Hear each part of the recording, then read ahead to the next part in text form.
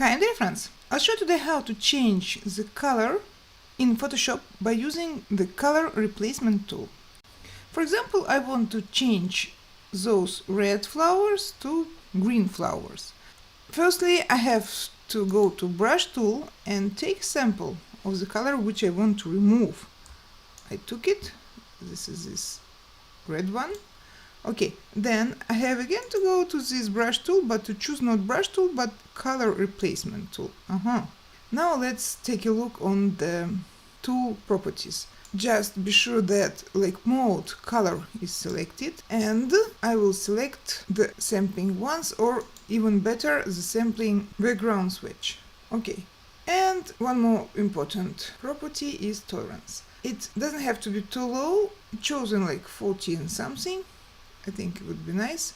Okay, let's choose the next color. Green one like this, and let's try. So, let's paint. I think it works. If the tolerance is too large, it will be a big risk that you'll go out of the borders. Like here, for example.